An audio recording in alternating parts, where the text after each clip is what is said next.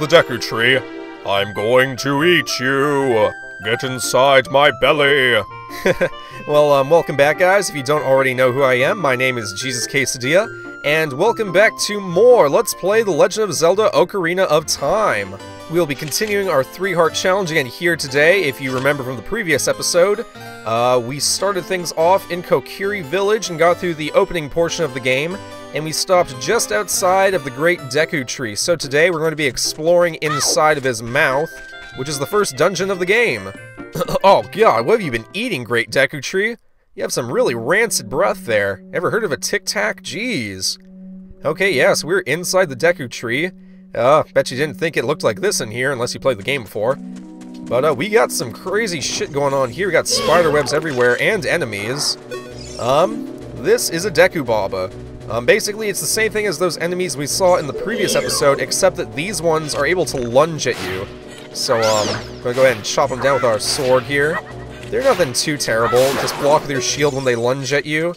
And, they drop these. You got a Deku Nut! These are really helpful for, stunning enemies, actually. So, try throwing it, it will flash and stun the enemy. So yeah, these are a pretty essential item throughout the game. Even more so since we're doing a 3-heart challenge, these are going to be incredibly invaluable. So yeah, now we got some sticks and nuts, how about that? I'm so witty, that joke has obviously never been made. Alright, so we're just going to climb up here and make our way around. So yeah, welcome back, guys. It's good to have you joining me here again today. It's going to be a lot of fun to basically be your guys' tour guide through this dungeon. First things first, we're going to come over here to this treasure chest. Oh, and Navy is going to interrupt us. Look at this wall. The vines growing on it give it a rough surface. Maybe you can climb it, Jesus. Hadur, you think, Navy? Okay. Yes, we got some enemies up here, though, so obviously we're not going to try it right away. Skull Waltolas, be careful not to touch it. Yeah, that would be wise. Before we even deal with them, though, let's go ahead and open this treasure chest as I was saying. And first thing we're going to get is the dungeon map. Okay, so in every dungeon in Ocarina of Time, there's a dungeon map and a dungeon compass.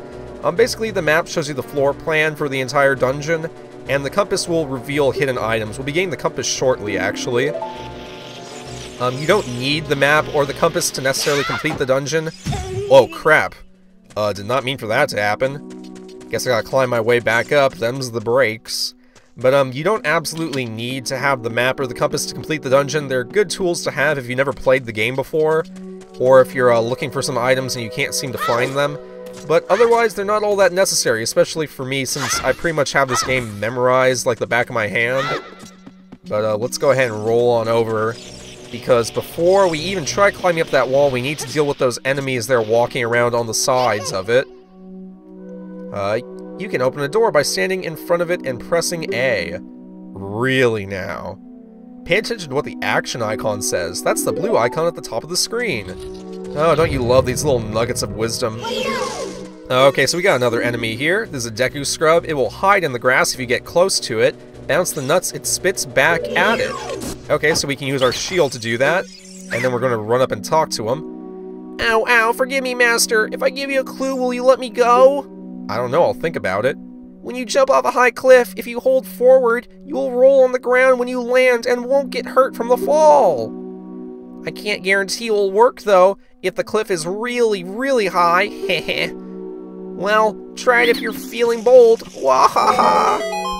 Okay, so he's gonna run off in defeat and leave some hearts behind, or a heart. So let's continue on through the way he was guarding. And instead of jumping on that platform, I'm going to do is jump off onto the side here and climb up the wall. When you climb on that platform, it actually falls after you've stood on it once. So we're going to use it to exit the room, but not to get the treasure chest. And inside this treasure chest is the dungeon item. We got the fairy slingshot. Okay, very cool. It's basically our projectile weapon for the game, at least for now. So yeah, the game's just going to explain how to use it. Obviously, I already know how. Yeah, pull back with the C-stick, yada yada. And, yeah. So, basically, normally the way you get out of this room is that there's a ladder across the way that you need to shoot with the slingshot to get down. And that's because this platform here normally breaks, like so. But because I didn't use it when I first entered the room, I was able to use it to get out, so there you go, little speedrun tactic. Not really a speedrun tactic, but you know what I mean. Alright, let's get on out of here. And now that we have the fairy slingshot, we can use it to get rid of these Skullwoltola guys. Alright, so that guy's taken care of. Let's get his brother over here. And, oh, let's pick up, first let's get rid of this guy. And then let's grab these over here. This is our ammo for the slingshot. You got Deku Seeds. So you know what that means, guys? We officially have sticks, nuts, and seed. Okay. Obviously, I'm trying to keep my humor very highbrow here. And let's go ahead and climb up the wall here, now that the enemies are out of the way. Gonna climb all the way up and scurry on over to the right. I don't think it matters whether you go left or right here, but I'm gonna go ahead and go right. And drop down onto this platform right here. And now we're basically up on the second floor. Ooh, we got some nasty buggers around here. Let's go ahead and let me take this guy out over here. So these are basically, sort of a variant on those guys we saw climbing on the vines earlier. These are Skulltolas. And you can only hit them when their back is turned to you, so they're going to kind of swivel around like that. And we're going to go ahead and hit him with our slingshot when that happens. Oh, let's go ahead and pick up that rupee. Actually, I forgot something. Let's go get the compass first. I think it's in this room over here, where we jump down. Okay, so let's step on... What do I want to do here? Step on the switch, I think. I believe the compass is in the chest across the way.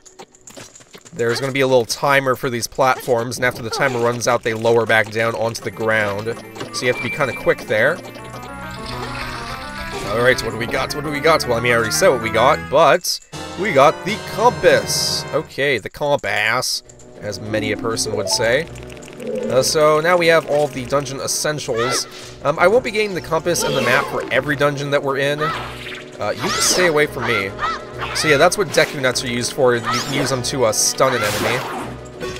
And let's just go ahead and cut this guy down to size and get a Deku stick off of him. But like I was saying, I probably won't be using the compass and the map in every dungeon I'm in. I won't necessarily go out of my way to get them all the time. Because like I said, I don't really need them. I've played the game enough times to know my way around pretty decently. Let's see, what's in this chest over here? Oh, it's just a heart. I was expecting like rupees or something good like that. This guy over here is a Skulltola, but he is a special Skulltola. He is a gold Skulltola. So you destroyed a gold Skulltola. You got a token proving you destroyed it. And it's not readily apparent why you need to be picking those up, but trust me, you'll want to have them. They play an important role later on. And to actually get out of this room, gotta light this stick on fire. Let me see if I can actually do it. Then run over and light this torch. Pretty simple, right? That's basically Zelda 101. If there's a room you need to get through, light a torch on fire. Okay, so now that we got the compass, let's go ahead and jump down.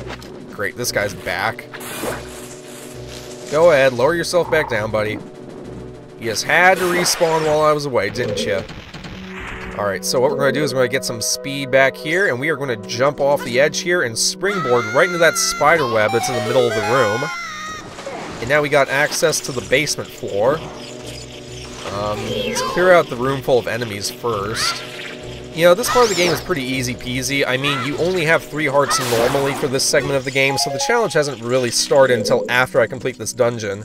Because after we complete the dungeon and we fought the dungeon's boss, obviously we receive a heart container that would expand our life capacity to 4 hearts.